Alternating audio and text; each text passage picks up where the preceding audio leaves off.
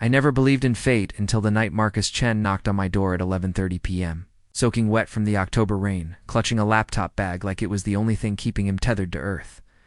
I'd seen him around the building for months, exchanged polite nods in the elevator, appreciated the way his dark hair fell across his forehead when he was lost in thought. But I never imagined he'd show up at my apartment, desperation written across his beautiful face, asking for help that would completely transform both our lives. Sometimes the universe pushes people together in the most unexpected ways. This is the story of how a simple favor became the greatest love I never saw coming. The rain had started around dinner time. It's one of those autumn storms that Seattle does so well. All thunder and attitude and sheets of water that make you grateful for warm apartments and hot coffee. I was settled into my favorite spot on the couch, laptop balanced on my knees, finishing up the website redesign I'd been working on for a local bookstore. Freelance web development wasn't glamorous, but it paid the bills and let me work in sweatpants, which felt like winning at life when the knock came. I almost didn't hear it over the rain pelting my windows. I glanced at my phone. 11:28 p.m. My stomach did that little flip. It does when something unexpected happens late at night. Nothing good comes from unexpected visitors after 11, right? I approached the door cautiously, checking the peephole. Marcus Chen stood in the hallway, and my breath caught. I'd noticed him the day he moved in 3 months ago. Hard not to he had this quiet intensity about him, like still water that runs deep. Late 20s, maybe early 30s, with sharp cheekbones and eyes that seemed to hold entire conversations. He never spoke aloud. He wore vintage band t-shirts and always carried a messenger bag covered in enamel pins. I'd constructed an entire fantasy life for him based on those small details. Creative professional. It's probably a designer or writer. Definitely someone who appreciated good coffee and obscure music. We'd never exchanged more than pleasantries. But I'd felt that pull, that awareness you get when someone interesting enters your orbit. The kind of awareness that makes you check your reflection before going to collect your mail, just in case. Now here he was, looking completely wrecked. And my heart was doing acrobatics. I opened the door. Marcus. He looked startled that I knew his name. Yeah. I'm sorry. I know it's late. You're Ethan, right? For C? That's me. I tried to sound casual, like my pulse wasn't racing. Up close, I could see the exhaustion in his face. The way his shoulders curved inward like he was trying to make himself smaller. His black hair was plastered to his forehead, rain dripping down his face. Are you okay? Not really, he laughed. But there was no humor in it. Look, this is going to sound completely insane. But I saw the rainbow flag sticker on your door. The one with the tech company logos? And I remembered someone mentioning you do website stuff. I'm absolutely desperate, and I have no right to ask this. But he paused, taking a breath that seemed to hurt. I need help. With a website? Tonight, it's an emergency. And I will literally pay you whatever you want. And I promise I'm not usually this much of a disaster. But hey, stepped back, pulling the door wider. Come in before you drown. We can talk about it. The relief that washed over his face made something in my chest tighten. He hesitated. I'm soaking wet. I'll ruin your floors, your laminate. They'll survive. Come on. Marcus stepped inside and I caught the scent of rain and something else. Sandalwood maybe, or cedar. He stood in my small entryway, looking lost, water pooling around his shoes. I grabbed a towel from the bathroom and handed it to him. Thanks, he murmured, drying his face and hair. God, I'm sorry. I know how weird this must seem. Weird is relative. I gestured toward the living room. Sit, I'll make coffee. Then you can tell me what's going on. While the coffee brewed, I tried not to stare, as Marcus peeled off his soaked jacket and draped it over one of my kitchen chairs. His t-shirt was damp, clinging to his frame in ways that made it very difficult to focus on being a helpful neighbor. He was leaner than I'd expected, with graceful hands that moved nervously as he sat on my couch. Brought over 2 mugs and settled into the armchair across from him, trying to radiate calm helpfulness, rather than, I've had a crush on you for 3 months and you being in my apartment is making my brain short-circuit. Okay, I said. Tell me everything. Marcus wrapped his hands around the mug like he was trying to absorb its warmth. I run a nonprofit. It's called Second Chances. We help LGBTQ+ youth who've been kicked out by their families. Job training, housing assistance, counseling connections, that kind of thing. My estimation of him immediately rose several notches. That's incredible. It's necessary, he said quietly. I was one of those kids once. Came out at 16, got kicked to the curb by my very traditional Chinese parents. I lived in shelters, couch surfed, barely graduated high school. I was lucky I had people who helped me. I wanted to be that for others. The vulnerability in his voice made my heart ache. And the website emergency? We have a major fundraising gala tomorrow night, Saturday. It's our biggest event of the year. We're trying to raise enough to lease a larger facility, expand our programs. The whole thing has been planned for months. He ran a hand through his damp hair, frustrated. Our website developer, the guy who volunteered to build our donation platform, he just completely ghosted. I've been calling him for 3 days. Tonight, I finally got through, and he told me he took a job in Austin and left last week. Just didn't think to mention it? He didn't finish the website? Oh, he finished it. But the donation processing system doesn't work. At all? When people try to donate, the page crashes. We've been promoting this gala for weeks, and we've had nearly 300 people RSVP. The event is tomorrow at 7 p.m. His voice cracked slightly. If people show up ready to donate, and they can't, we'll lose everything. A year's worth of work, the chance to help kids who need us. I could see the weight of it crushing him, the responsibility for all those young people who were counting on him. Can I see the website? Marcus pulled out his laptop, and we moved to sit together on the couch. He smelled like rain and anxiety, and I tried to focus on the screen rather than how close we were sitting. He pulled up the site, and I had to admire the design: clean, professional, emotionally resonant. Photos of smiling young people, testimonials, clear information about programs. This is really good, I said. Thanks. I did the design and content. I just can't code to save my life. He navigated to the donation page and clicked the Donate Now button. The page froze. Then displayed an error message. I opened the browser's developer console and started digging through the code. It took me about 30 seconds to find the problem. About 5 more seconds to realize this was going to be a long night. Okay, I said slowly. So the good news is, I can fix this. The bad news is, your developer used a deprecated payment API that's no longer supported. I'll need to rebuild the entire donation system from scratch and integrate a new payment processor. How long would that take? Normally, a week, maybe 2, to do it properly. Oh, the single syllable carried so much disappointment. He started to close the laptop. I understand. Thank you for looking at it. I'll figure something out.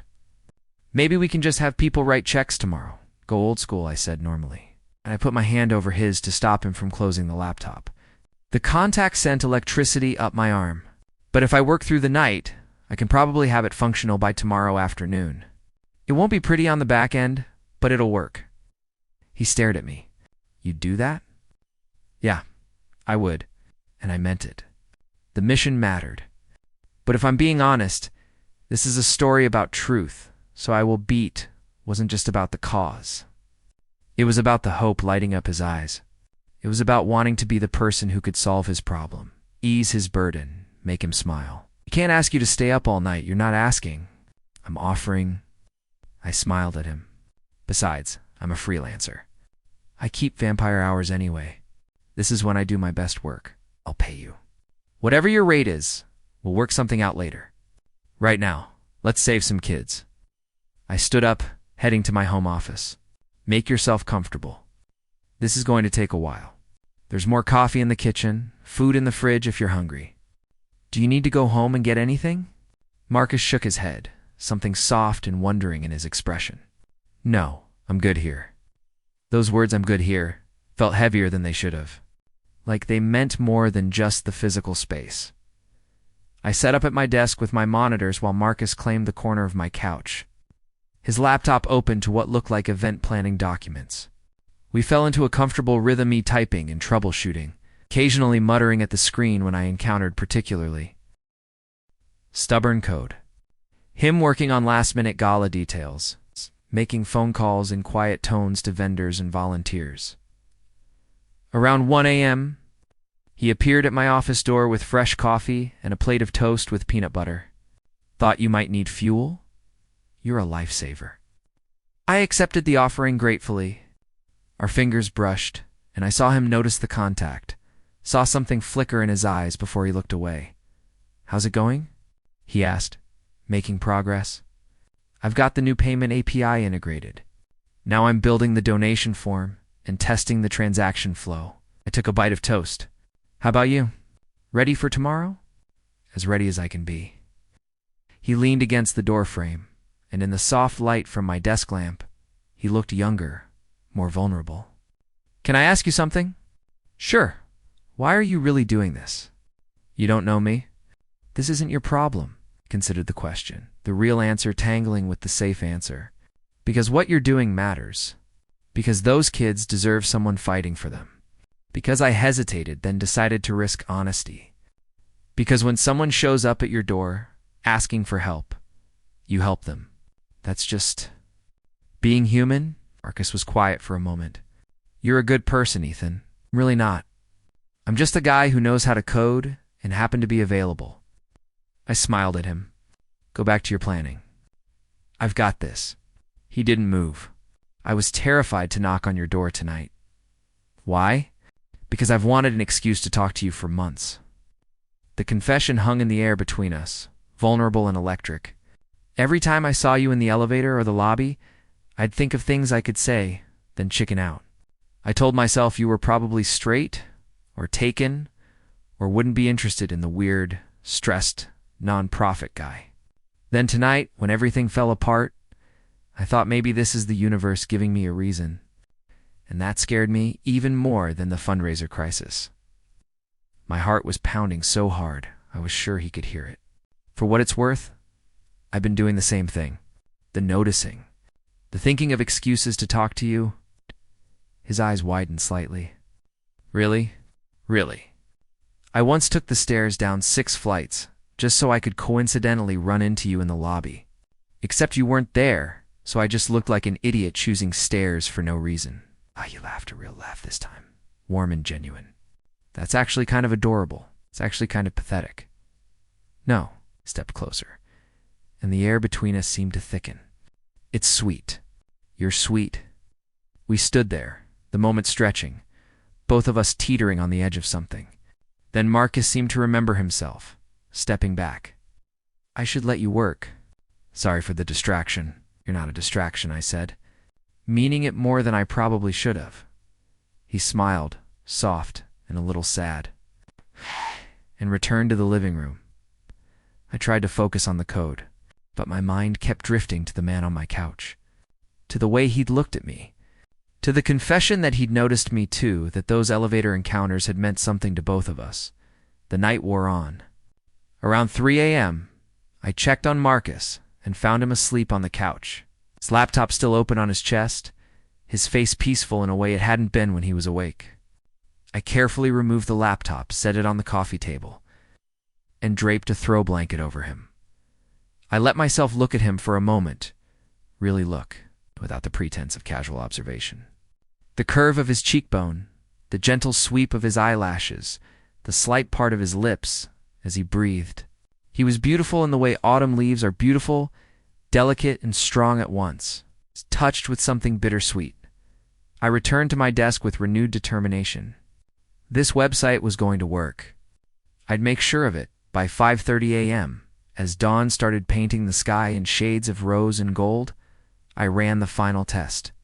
The donation form loaded smoothly. I entered test payment information. The processing wheel spun, and the confirmation page appeared.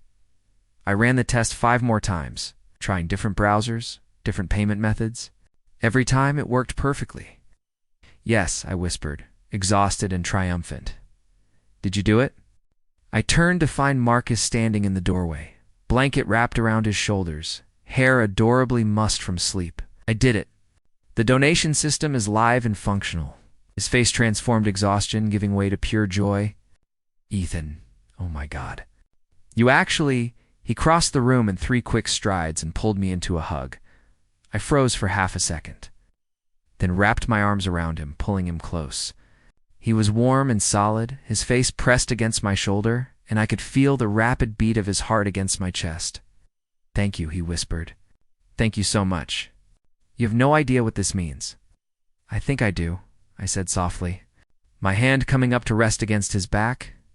He pulled back slightly, just enough to look up at me, and we were so close I could count his eyelashes, could see the flecks of gold in his dark eyes.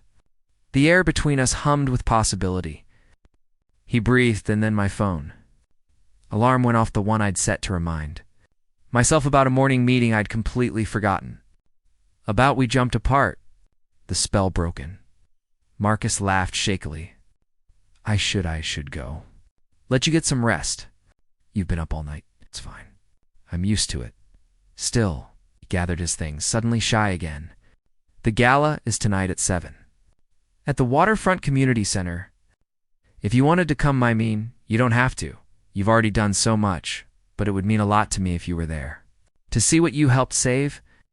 My tired brain struggled to form words.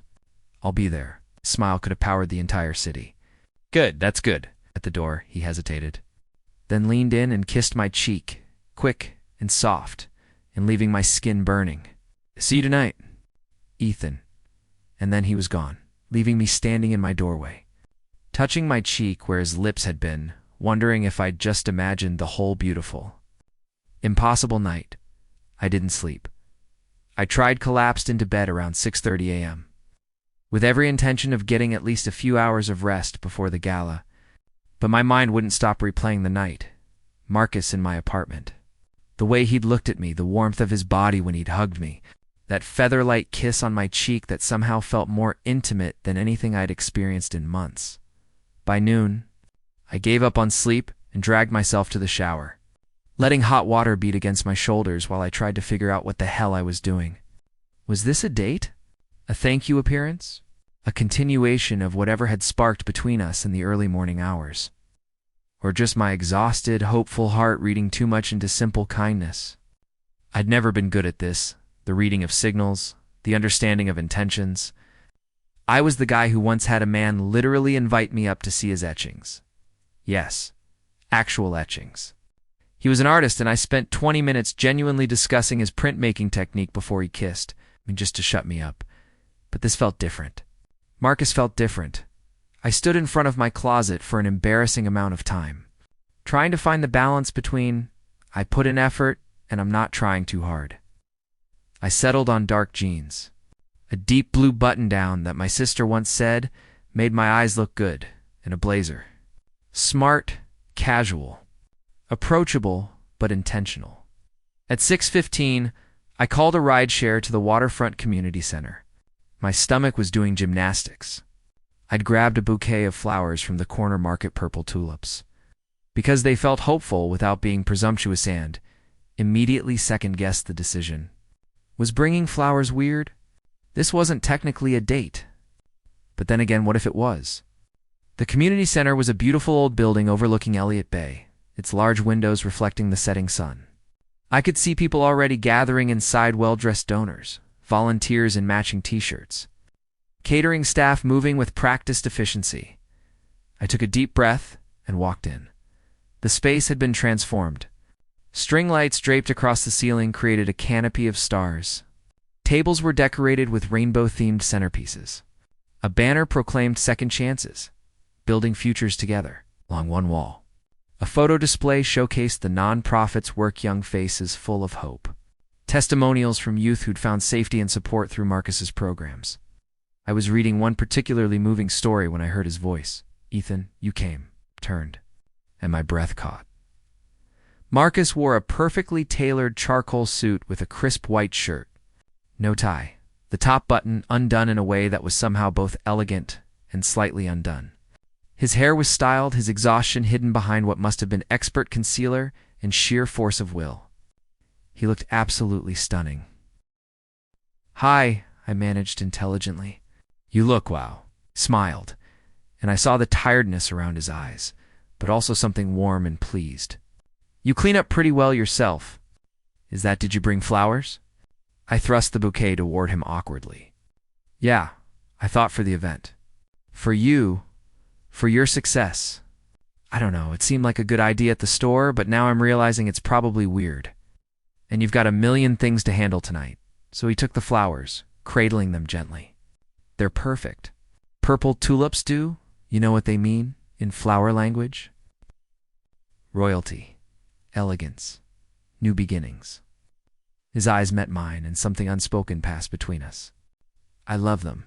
"Thank you." A woman in a headset appeared at his elbow. "Marcus, the caterers have a question about the appetizer timing. And Channel 5 is here for that interview you scheduled, right?" "Yes." He looked torn, glancing between me and the woman. "Ethan, I'm sorry, I have to go. Do your thing. I'll just mingle. Check out the displays. There's a table up front with my team. Join us, please. After the formal program, I promise. I'm all yours." He caught himself, flushing slightly. "I'll have time to talk, properly. I'd like that," I said softly. He squeezed my hand quick and warm, then disappeared into the crowd, flowers still cradled in his arm. I saw him hand them to another volunteer, with careful instructions, and 5 minutes later, they appeared in a vase on the main table. Positioned where Marcus would speak, the gesture made my heart do something complicated. I found the team table and introduced myself to the Second Chances staff, a wonderful mix of people who clearly adored Marcus and believed deeply in the mission. There was Jamie, the program coordinator, who told me about their housing initiative. There was Dr. Reyes, a volunteer therapist who provided counseling services. There was Kevin, a 19-year-old whose testimonial was on the wall display, now working as a youth outreach coordinator. "Marcus mentioned you saved the website," Kevin said, grinning. "Dude, you're a legend." "He was losing his mind yesterday. I just fixed some code." "He did more than that." Jamie leaned in conspiratorially. "I've worked with Marcus for 3 years, and I've never seen him look at someone the way he looks at you. Just saying." Before I could process that statement, the lights dimmed and music began to play. The program was starting. Marcus took the stage, and the room fell silent. He spoke about the mission, about LGBTQ+ youth who faced homelessness, rejection, violence. He shared statistics that made my chest tight. 40% of homeless youth identify as LGBTQ, despite being only 7% of the general youth population. He talked about kids who slept in parks, who traded safety for survival, who lost their families simply for being who they were. Then he talked about hope. He introduced Kevin, who shared his story, kicked out at 17, sleeping in his car, contemplating suicide. Second Chances had given him housing, helped him finish high school, connected him with therapy. Now he was in community college studying social work, wanting to help others the way he'd been helped. There wasn't a dry eye in the room. Marcus's voice cracked when he thanked the donors, the volunteers, the staff who believed in the mission. These kids just need someone to believe in them, to see their worth when the world has told them they're worthless. That's all we're trying to do, be that someone. Be that second chance. The applause was thunderous. Then came the fundraising ask. Marcus explained the new facility they wanted to lease 3 times the size of their current space, with room for emergency beds, a computer lab for job training, a commercial kitchen for teaching culinary skills, counseling offices for mental health support. "Our goal tonight is ambitious," he said. "We're trying to raise $150,000. It seems impossible, but I believe in impossible things. I believe in second chances. I believe in the power of community to lift up those who've been pushed down. And I believe in you, in your generosity, your compassion, your willingness to invest in these young lives." He gestured to the screens placed around the room. "You can donate right now using the QR codes displayed, or visit our website on your phones. Every dollar brings us closer to changing lives."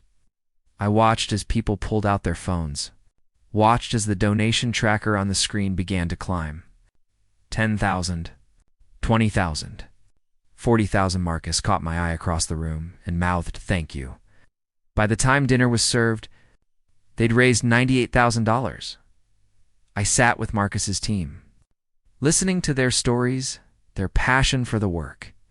Kevin told me about the kids currently in their program's young people, finding their footing, discovering that their identities weren't flaws but strengths.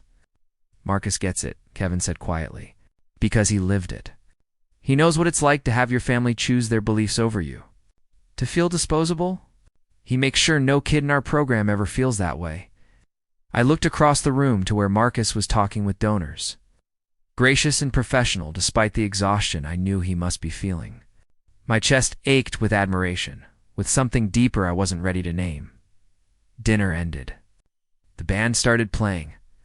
Marcus made his way through the crowd, shaking hands, hugging volunteers, thanking donors personally. I watched him work the room with practiced ease. But I could see the toll it was taking, the tightness around his smile, the way his shoulders had begun to curve inward again. Finally, near 9 o'clock, he made it to our table, he said, sliding into the empty chair beside me. Sorry I've been Mia. Don't apologize. You're amazing at this. He laughed tiredly. I'm exhausted at this. There's a difference. He glanced at the donation tracker, now showing $132,000. We're so close. You'll get there, maybe. He turned to face me fully, and in the dim lighting. With music playing softly in the background, it felt like we were in our own world. I'm really glad you're here. Me too. Dance with me. The question surprised me. What? Dance with me, he repeated, standing and offering his hand. I've been professional and responsible all night.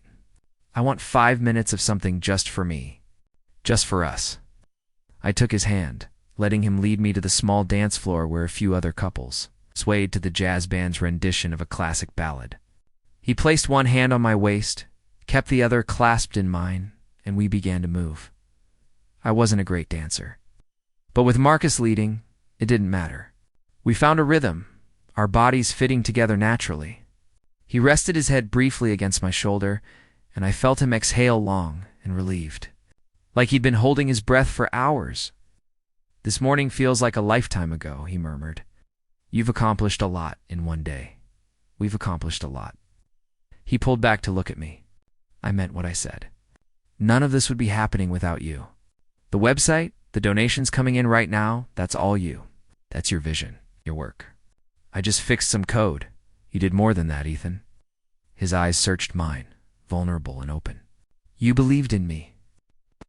You stayed up all night for kids you've never met, for a cause you've just learned about. You didn't have to do that. I wanted to. Why? I could have given him the safe answer because it was the right thing to do, because the cause mattered. But we were swaying in the dim light, his hand warm on my waist, and I was tired of safe answers. Because it was you asking, I said quietly. Because the moment you knocked on my door, I knew I'd do whatever I could to help. Not just because of the mission, though that matters, but because it was you and I paused, gathering courage. I've wanted to know you for months. This was my chance. Marcus stopped dancing. For a terrifying moment, I thought I'd miscalculated, pushed too far, ruined everything. Then he smiled, soft and wondering and real. You know what I thought when I knocked on your door last night? I thought, this is the worst timing in the history of the universe. I finally have a reason to talk to the beautiful man from 4C, and it's because I'm a disaster who needs a favor. How pathetic is that? You think I'm beautiful? Ethan. He laughed, and it was warm honey over gravel. Have you looked in a mirror? You're gorgeous, kind, brilliant. You make terrible puns in the elevator. You always hold the door for people with groceries, and you have this smile that makes my entire day better. I've been half in love with you since the day you complimented my Bowie t-shirt and then spent 5 minutes telling me your favorite deep cuts from Low. My heart was racing. That was 3 months ago. I know. I'm a coward. I should have asked you out then. I'm the coward. I took the stairs to avoid talking to you. We're both disasters, clearly. We stood there, still swaying slightly, the world reduced to the space between us. His hand on my waist felt like an anchor. His eyes held mine, darkened, full of possibility. Can I tell you something? He asked softly. Anything. When I woke up on your couch this morning and saw you working at your desk, concentration on your face, doing this incredibly generous thing because I'd asked Ty had this moment of complete clarity. Like the universe was saying, pay attention. This matters. He matters. Marcus. I'm not good at this, he continued, words tumbling out like he'd been holding them back too long. I'm terrible at dating. I work too much. I'm married to my nonprofit. I forget to eat meals, and I survive on bad coffee, and I carry the weight of every kid I can't help. I'm a mess, Ethan. But when I'm with you, I feel like maybe I could be less of a mess. Like maybe there's room in my life for something good. For someone good. I couldn't breathe. Couldn't think. Could only feel the magnitude of his words settling into my bones. You're not a mess, I managed. You're extraordinary. So are you. The moment stretched, trembling with potential. I was acutely aware of every point of contact between us's hand and mine, his palm against my waist, the scant inches separating our bodies. The music swelled. The lights seemed to dim further. Marcus, I breathed. He leaned in, and I thought he was going to kiss me, finally, after months of wondering and wanting. But instead, he pressed his forehead to mine, his breath warm against my lips. I want to do this right, he whispered. Not here, not when I'm running on no sleep and adrenaline, and you're the only thing keeping me standing. I want when I kiss you, I want to be fully present. I want to remember every second. Is that okay? It was possibly the most romantic thing anyone had ever said to me. That's more than okay. He pulled back slightly, smiling. Tomorrow? Are you free tomorrow? Let me take you to dinner. A real date? Properly, yes. Absolutely yes, Marcus. Someone called his name from across the room. We hit 150. His eyes went wide. He pulled out his phone, checking the donation tracker, and I watched joy bloom across his face. We did it, he breathed. Ethan, we actually did it. $150,000? The facility is ours. The room erupted in celebration. Staff members were hugging, donors were applauding, and Marcus was laughing with pure, unfiltered happiness. He grabbed my hand and pulled me into the crowd, into the celebration. And for a moment, we were just two people sharing in something beautiful, the knowledge that lives would be changed, that kids would have safe places to sleep, that hope was being built brick by brick. Later, as the event wound down and guests began to leave, Marcus walked me outside. The Seattle night was cool and clear, the earlier rain having washed the air clean. We stood on the steps of the community center, neither of us quite ready to say goodnight. Thank you, Marcus said for the 100th time. For everything. Stop thanking me. I'm just glad I could help. Tomorrow, he said, taking my hand. 7 o'clock. I'll pick you up. It's a date. He grinned, then leaned in and kissed my cheek again, the same spot as this morning, but this time lingering just a moment longer. It's definitely a date. I watched him go back inside to his team, to his mission, to the beautiful life he'd built from the ashes of his pain. And I thought about second chances, about the ways the universe pushes people together, about how sometimes the best things come from unexpected moments. Sometimes someone knocks on your door asking for help, and it changes everything. I arrived home around 10 p.m., still buzzing with the energy of the gala, the weight of Marcus's words. The promise of tomorrow hanging in the air like possibility made tangible. Sleep seemed impossible, so I did what I always did when my mind was too full. I lost myself in code, working on a client project until the early morning hours, but this time, every few minutes, I'd catch myself smiling at nothing, remembering the way Marcus had looked at me, the feel of his hand on my waist, the vulnerability in his voice when he'd said he'd been half in love with me for months. Around 2 a.m., my phone buzzed with a text. Marcus, can't sleep. Keep thinking about you. My heart did a ridiculous little flip. Me, same. Tonight was amazing. Marcus, you were amazing. Are amazing.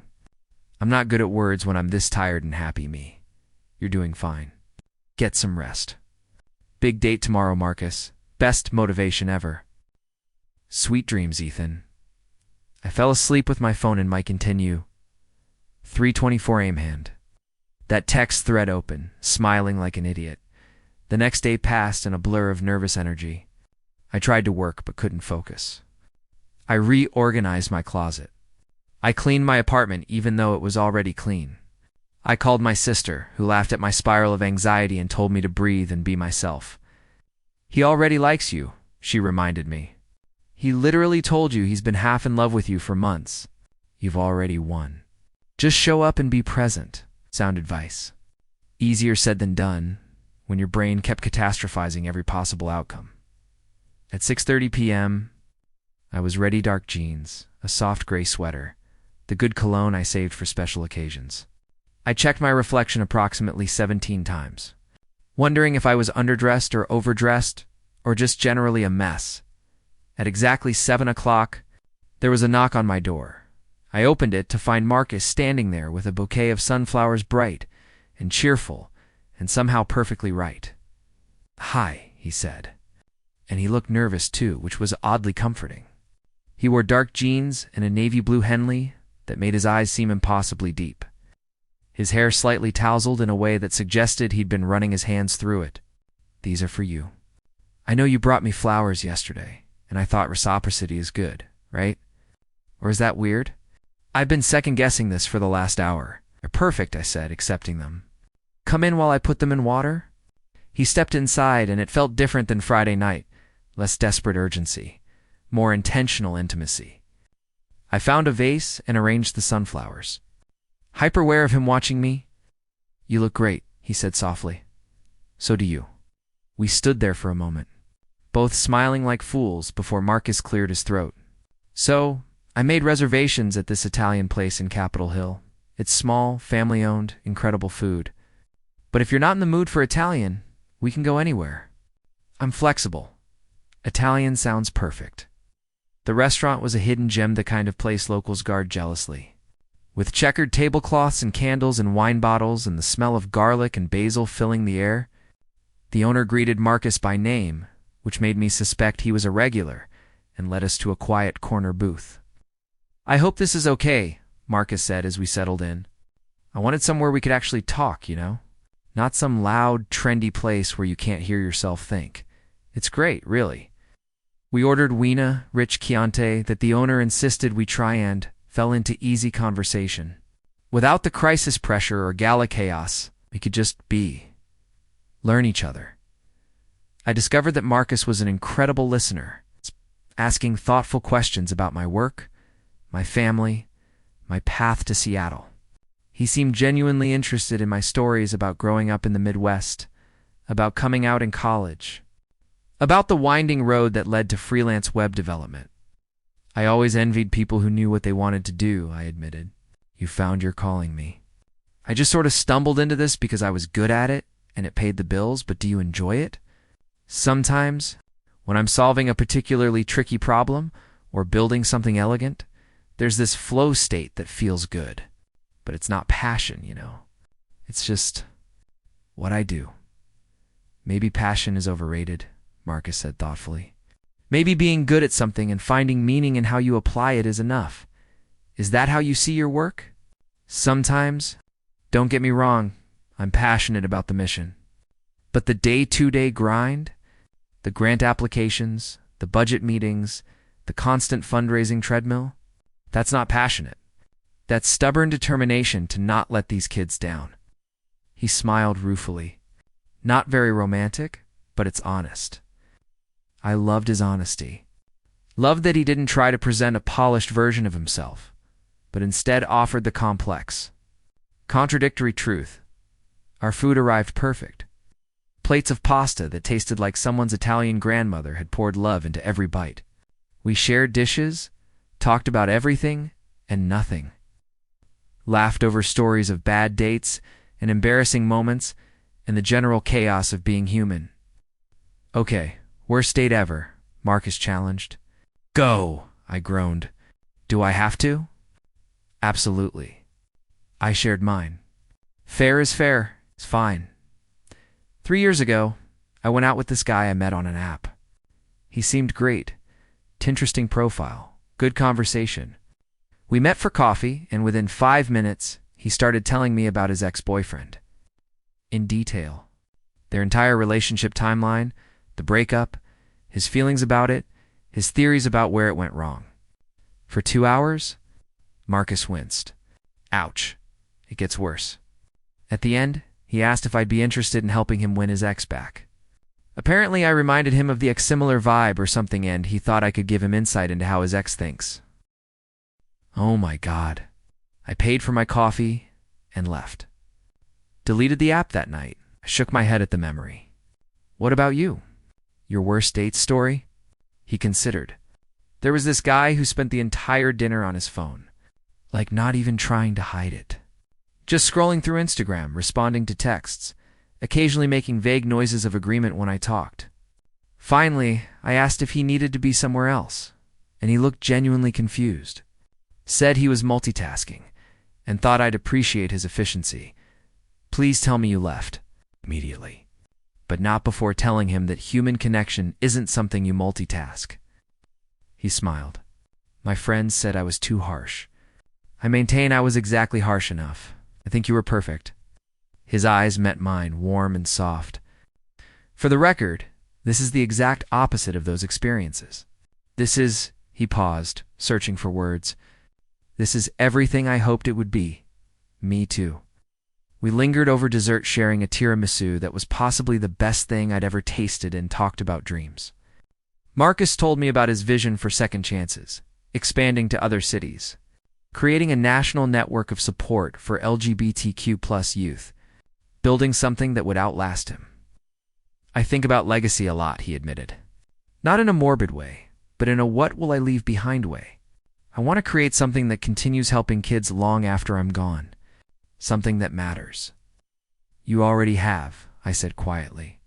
Kevin's going to help other kids. They'll help more kids. It's a ripple effect. You've already created your legacy. He reached across the table, taking my hand. Has anyone ever told you you're kind of wonderful? Not recently. Consider yourself told. His thumb traced circles on my palm, and that simple touch sent warmth flooding through my entire body. We sat there, hands clasped, just looking at each other. And it felt more intimate than anything I'd experienced eventually. The restaurant staff began politely hovering. It was nearly midnight, and we were the last customers. We paid the bill, splitting it despite Marcus's protests, and stepped out into the cool night. Walk with me? Marcus asked. I'm not ready for this to end yet, neither am I. We walked through Capitol Hill, past the rainbow crosswalks and the quirky shops, our shoulders occasionally brushing. The streets were quiet, the bars winding down, the city settling into that peaceful late-night rhythm. Can I tell you something? Marcus said after a while. Always. I was terrified of tonight. All day I kept thinking, what if the gala was just adrenaline and gratitude? What if there's nothing real beneath that? What if I built this up in my head and the reality is disappointing? And he stopped walking, turning to face me. And I was wrong. This is better than anything I imagined. You're better. Being with you feels, he struggled for words. It feels like coming home. Like finding something I didn't know I was missing. I stepped closer, my heart pounding. Marcus, I know it's fast. I know we've technically only had 2 real conversations, but I also know that I've been aware of you for months. That awareness has been building into something I can't ignore anymore. And last night, when you fixed that website, when you gave up your sleep and your time for kids you'd never met just because I asked Taisa who you really are, and I kissed him. I couldn't help it.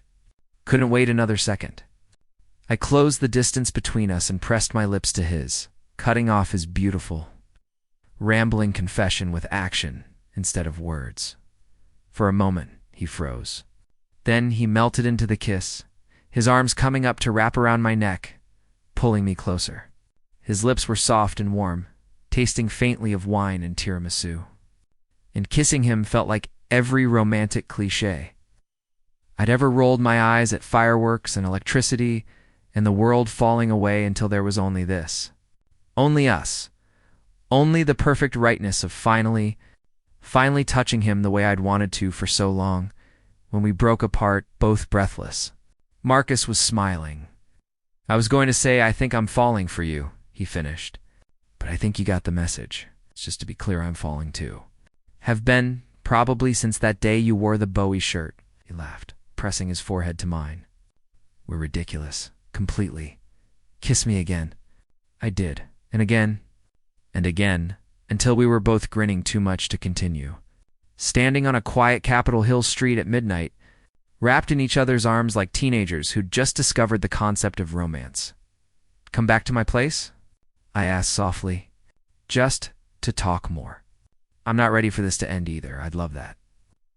We walked back to my apartment, hands clasped, talking about everything's favorite books and movies, childhood dreams, the little rituals that made us feel human.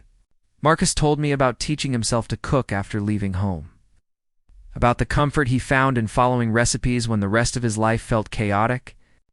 I told him about my obsession with building computers, about the meditative quality of assembling hardware, of making something work from disparate parts. We're both fixers, Marcus observed. You fix code and computers. I try to fix broken systems and help fix broken kids. They're not broken, I corrected gently. Just bent, needing support to straighten out again. He squeezed my hand. See, this is why I'm falling for you. You get it. In my apartment, we settled on the couch, the same couch he'd slept on just 2 nights ago. Though it felt like a lifetime had passed. I made tea while he browsed my bookshelf, commenting on shared favorites and asking about titles he didn't recognize. You have good taste, he said, settling beside me with his tea. Eclectic, but cohesive. That might be the nicest thing anyone's said about my book collection. We talked until 3 a.m. The conversation flowing as easily as it had at dinner, as it had on the phone, as it seemed to do whenever we were together. At some point, Marcus's head ended up on my shoulder, my arm around him, and it felt natural. Right. I should go, he murmured, though he made no move to leave. Let you sleep, or you could stay, I offered, my heart racing. Not I mean just to sleep. It's late, and you're comfortable, and I like having you here. He pulled back to look at me, searching my face. Are you sure? Very sure. We ended up in my bed, still fully clothed, lying face to face in the darkness. I could make out his features in the dim light filtering through the curtains, the curve of his cheek, the soft part of his lips, the gentle rise and fall of his breathing. Ethan, he whispered, yeah, thank you. For everything. For Friday night, for the gala, for tonight, for being exactly who you are. He reached out, brushing hair from his forehead. Thank you for knocking on my door. He smiled, closing the distance to kiss me softly. Best decision I ever made. We fell asleep like that, tangled together. Something new and precious and full of possibility growing in the space. Between us, the morning light filtered through the curtains of Marcus's apartment, our apartment now. Technically, though I still thought of it as his, since he'd lived here first. We'd moved in together last month, a decision that felt both wildly impulsive and completely inevitable.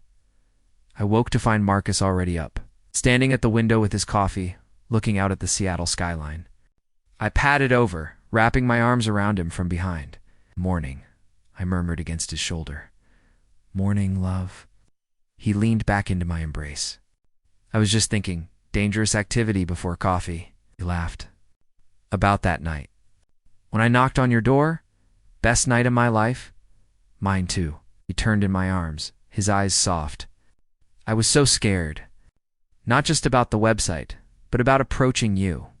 I'd built you up in my head as this perfect, unattainable person. I thought for sure you'd turn me away. Couldn't have turned you away if I'd wanted to. Which I didn't. Lucky me. He kissed me softly. You know what the kids have been saying at the center? What? That I'm different. Happier. Kevin told me yesterday that whatever I'm doing, I should keep doing it because I'm less stressed and more present than he's ever seen me. I smiled against his lips. Good. You deserve to be happy. So do you. He pulled back, his expression turning serious. I love you, Ethan. I know we've said it before, but I want you to really hear it. I love you. Not just for what you did that night, or for the website, or for any specific thing. I love who you are, your kindness, your humor, your brilliant mind. The way you make me feel like I can breathe even when everything is chaos. I love building this life with you. My throat tightened with emotion. I love you too. So much it scares me sometimes. Good scared or bad scared? Good scared. I didn't know I could feel this much kind of scared. He grinned. That's my favorite kind. My phone buzzed on the nightstand, a reminder about the website maintenance I needed to do for Second Chances. I'd become their official web developer, donating my time and skills to keep their online presence running smoothly. It felt good, using my abilities for something meaningful.